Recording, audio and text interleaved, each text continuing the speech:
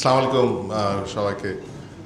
Context তো হচ্ছে যে আমরা আসলে বাংলাদেশ একটা মহা বিপদের মধ্যে পড়তে যাচ্ছে বলে আমরা মনে করছি।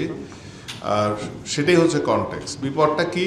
বিপদটা হচ্ছে যে আমরা একটা অভ্যুত্থান করলাম। এই অভ্যুত্থানের ফলে আমরা খুব পরিষ্কারভাবে ছিলাম যে আগের যে কাঠামো, ক্ষমতা কাঠামো, আগের যে রাষ্ট্র কাঠামো, সেটা আসলে চলতে পারবে না। কেন চলতে পারবে না? কারণ আগের রাষ্ট্র কাঠামো বারবার আমাদেরকে একটা স্বৈরাচারী সরকার আমাদেরকে দেয়। সুতরাং সেটা চলতে পারবে না। নতুন একটা পরিবর্তিত রাষ্ট্র কাঠামো লাগবে, এটা খুব পরিষ্কার।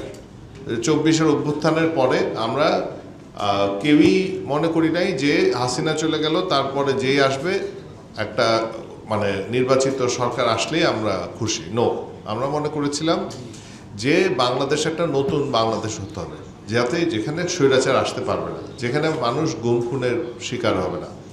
এই তো এখন আমরা সেই আকাঙ্ক্ষার ফলেই ঐক্য কমিশন হলো, সেই আকাঙ্ক্ষার ফলেই আমাদের জুলাই সনদ আসলো, সেই আকাঙ্ক্ষার ফলেই আমাদের গণভোট হলো।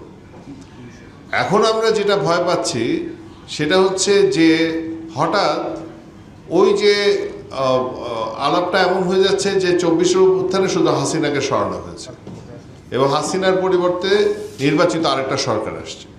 এতটুকুই হচ্ছে আমাদের 24-এর অভ্যুত্থান।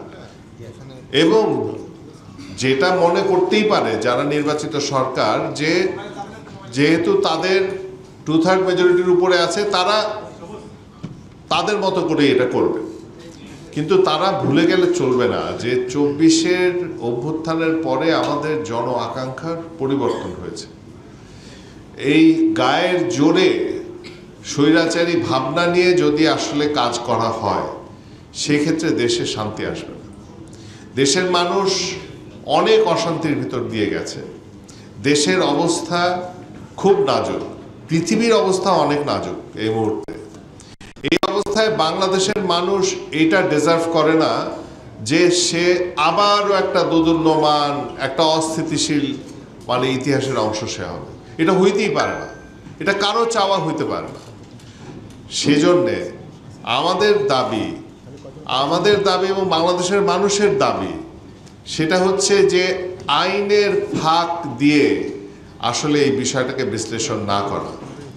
আমাদের সবার দাবি হচ্ছে 24-এর অভ্যুত্থানের পরে বাংলাদেশ যে একটা পরিবর্তিত বাংলাদেশের আকাঙ্ক্ষা মানে বাংলাদেশের মানুষের মধ্যে এসেছিল, তার একটা বাস্তবায়ন হবে। এবং কিভাবে বাস্তবায়ন হবে সেটা হচ্ছে জুলাই সনদে যেই কথাগুলি এসছে, যেই প্রস্তাবগুলি এসছে, সেই প্রস্তাবগুলি গণপরিষদে আলোচনার মাধ্যমে সেটা বাস্তবায়ন হবে। সেটাই হচ্ছে বাংলাদেশের মানুষের আকাঙ্ক্ষা। সেটা হলেই বাংলাদেশ শান্তিতে থাকবে। আমরা বাংলাদেশকে একটা নতুন জায়গায় নিতে পারবো। শুধু নতুন জায়গায় নিতে পারবো, বাংলাদেশের সামনে যে বিপদটা চলছে ইকোনমিক্যালি, সেই বিপদটা ট্যাকেল দিতে পারবো। এটাই হচ্ছে আমাদের চাওয়া। আগামী সংসদ যাতে নিজেদের শৌর্য বীর্যে আসলে নিজেকে না ভুলিয়ে রেখে বাংলাদেশের মানুষ তাদেরকে যে দায়িত্বটা দিয়েছে, সেই দায়িত্বের ব্যাপারে সচেতন হয়ে এই সংস্কারের কাজগুলি করে। এটাই হচ্ছে আমাদের চাওয়া। ধন্যবাদ।